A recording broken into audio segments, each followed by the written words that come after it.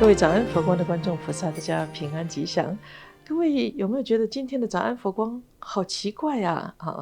我们的封面有史以来这1500多集以来第一次出现另外一位法师，当然不用我说，大家非常喜爱的熟悉的妙光法师就如同我昨天跟大家预告，我说我还不能够讲预告太快但敬请期待因为其实我跟妙光法师反映过几次，就是大家好喜欢，好希望妙光法师也可以制作像早安佛光这样，即便不能每天每周也可以每周一次如何但是我后来了解之后，他太忙了但他又很谢谢大家对他的肯定他觉得他想回馈大家回应大家的这份心意我们后来商量就是每周6都有播放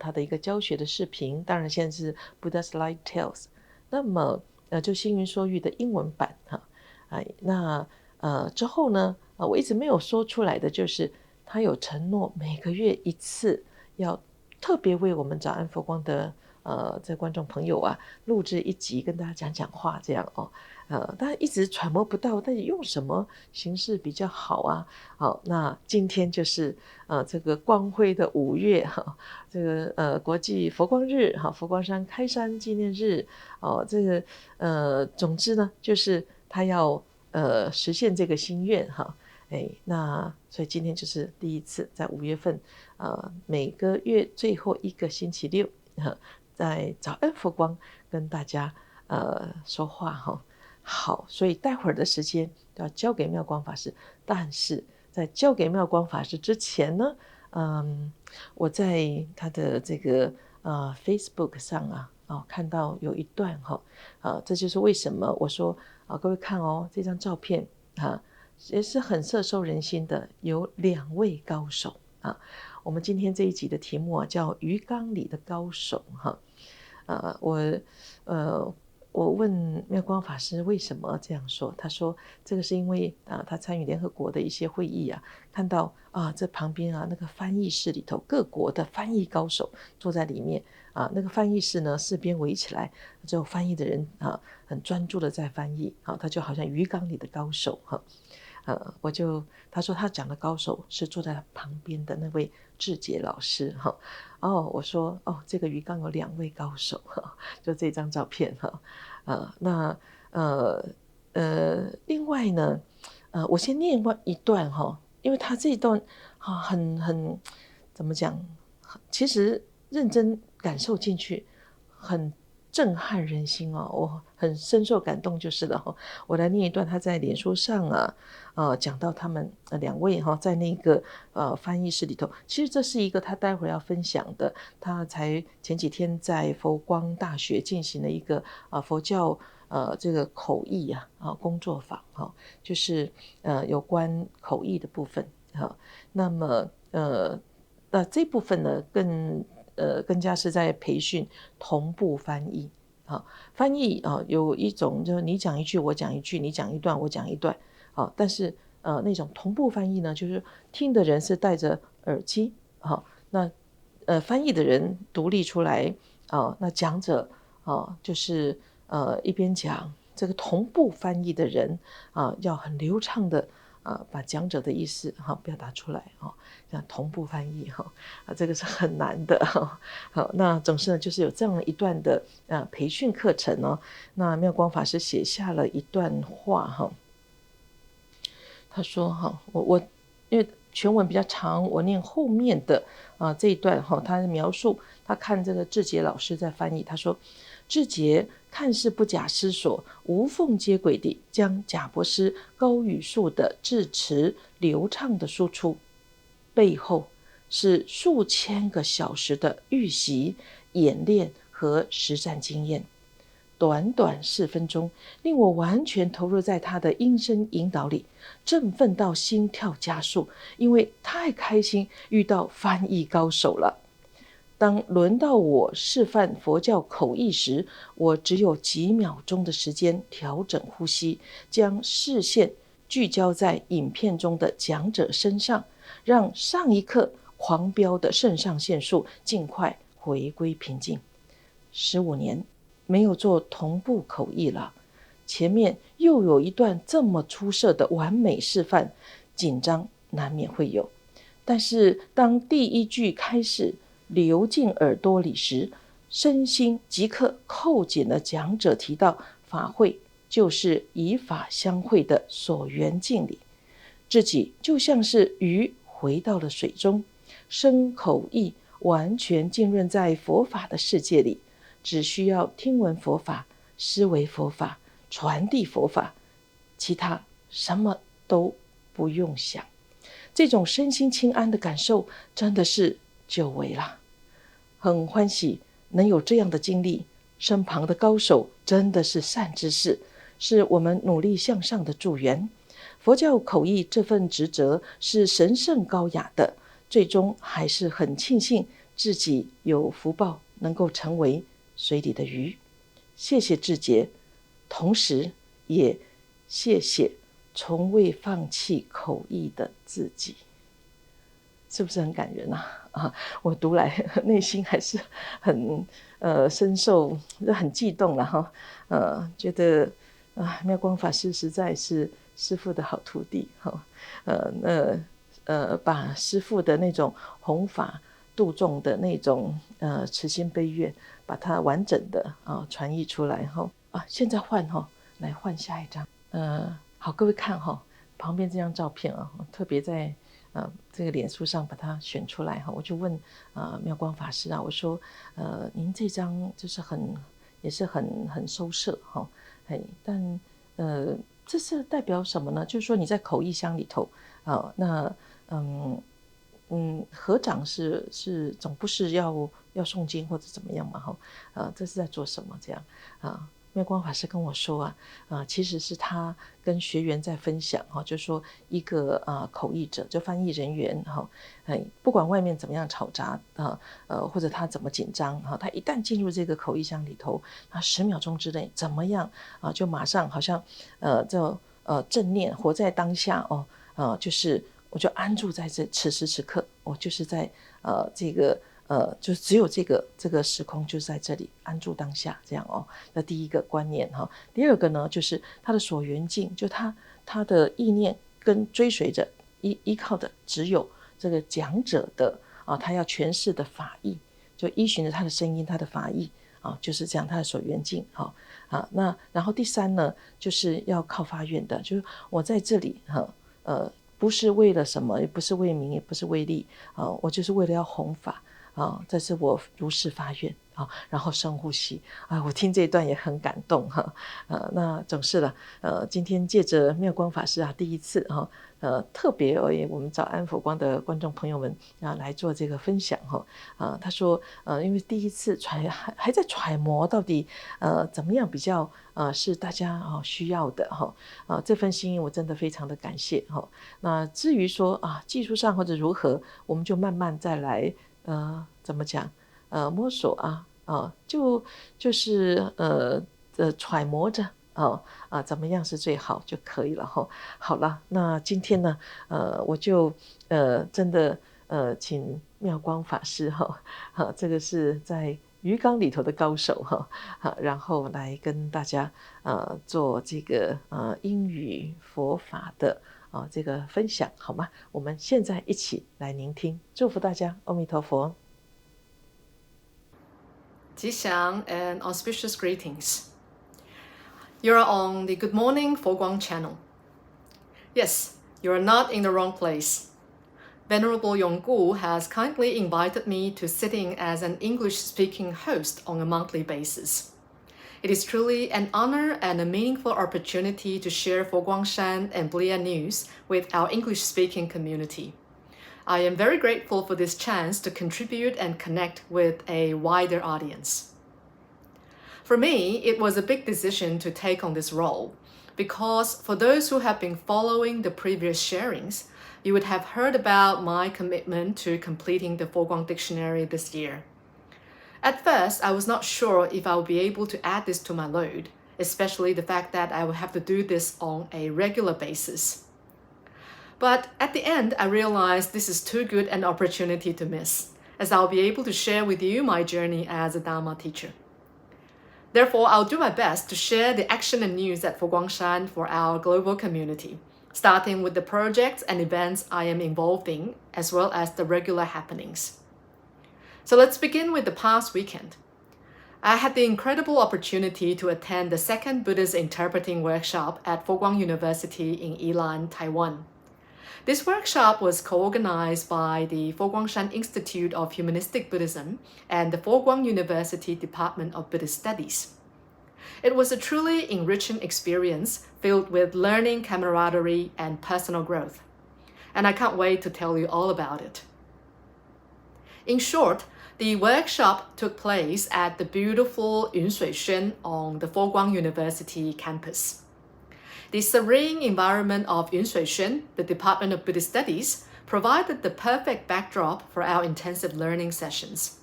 We had 32 participants from around the world, including the US, Australia, Indonesia, Malaysia, the Netherlands, Argentina, Hong Kong, and Taiwan. The diversity of participants added a rich layer of perspectives and experiences to our discussions. What made this event special was the strong sense of community and camaraderie that quickly developed among the participants, because 60% were returners from the previous workshop, which really helped in creating a supportive and collaborative environment. It felt like a reunion of old friends and an opportunity to forge new connections, all united by our passion for Buddhist interpreting. We were also fortunate to have an impressive lineup of speakers. Grace Huang, a bilingual host specializing in Chinese-English interpreting and hosting, Assistant Professor Wing Ying from the graduate program in Translation and Interpreting at National Taiwan University, Professor Zheng Weiyi, the chair of the Department of Buddhist Studies at Fo Guang University, and myself, Deputy Chancellor of the Fo Guangshan Institute of Humanistic Buddhism. We each shared our skills and experiences of interpreting techniques and strategies. The combined knowledge and experience were indeed invaluable. One of the key takeaways from the workshop, well, at least for me, was understanding that the purpose of language in Buddhist interpreting is more than just to communicate. It serves to inspire meaningful action. This concept was beautifully articulated by Grace during her sessions. For example, Grace emphasized the importance of paraphrasing and breaking down complex terms into more understandable language. This helps in making the teachings more accessible to a wider audience. She encouraged everyone to think beyond the words themselves and focus on the intent and the deeper message we are conveying. Personally, this understanding has profoundly influenced my approach to interpreting. I realized that my role is not just to translate words, but to convey the essence of the teachings, inspiring others to take meaningful actions in their lives. It's about connecting with people on a deeper level and facilitating a more genuine understanding of the Dharma. During the workshop, we engaged in several practical exercises that were both challenging and enlightening. One memorable exercise was the paraphrasing technique taught by Grace and myself. This exercise required us to listen to complex Buddhist sentences and then rephrase them in simpler terms without losing the original meaning. We practiced classifying and describing information before interpreting specialized terms. This method ensured that our translations were clear and easily understood. For example, as we come across the term Sanbao, we would begin with, "This is a fundamental concept in Buddhism, which includes the 3 essential elements that form the foundation of Buddhist practice and belief. They are Buddha, Dharma, and Sangha gems." It was a fantastic way to hone our skills in breaking down and reconstructing sentences to maintain the integrity of the teachings. Other notable exercises included shadowing. Grace used the 2005 Stanford commencement speech delivered by Steve Jobs. Shadowing helps interpreters get better at listening, remembering, and speaking at the same time. It also improves pronunciation, builds confidence, and increases vocabulary. For Buddhist interpreting, shadowing is especially useful because it helps accurately and smoothly translate complex ideas and terms, making the interpretation clearer and more effective. I myself do this often to ensure that I am in the speaker's shoes so that I do my best to talk like the speaker. We also had fun with an interactive bingo game that helped us practice interpreting Buddhist terms in a relaxed and engaging way. Imagine you have a 9-grid sheet which has terms written in Chinese. Then you have to walk around the room and paraphrase the term in English. If the other person correctly guesses it in Chinese, then you cross out the term and move on. If you get 3 lines, you complete the bingo game. It was a great way to reinforce our learning while having some fun. Now, one of the highlights was the practice session inside the interpreting booth. This hands-on experience allowed us to simulate real-life interpreting scenarios using professional equipment and practicing booth etiquette. It was an invaluable opportunity to apply what we have learned in a realistic setting. Being in the booth with the pressure of live interpreting gave us a taste of the real-world challenges and helped us build confidence in our abilities. Reflecting on the workshop, I can confidently say that it was an enriching experience. I personally gained new skills and insights that have significantly enhanced my interpreting practice. The detailed feedback from the instructors and peers was incredibly useful in identifying areas for improvement. The workshop reminded me of the importance of continuous learning and improvement. I am now more aware of the nuances involved in interpreting and the impact it can have on the audience. The third workshop would be an intermediate level program held in December 2024 for those who joined the previous 2 workshops. The plan is for us to complete a 120-hour Buddhist interpreting certificate course for anyone who wishes to become a good Buddhist interpreter. And don't worry if you feel interested but missed out on the chance. We will be organizing similar courses in the future as well. But these programs can only be done in person to ensure the teaching and learning quality. So stay tuned for our updates and information. Now, let's move on to this week's Bodhi Light Tale story. I'm excited to share with you story 38, Life Saving. The story you're about to hear, I believe, will resonate deeply with you.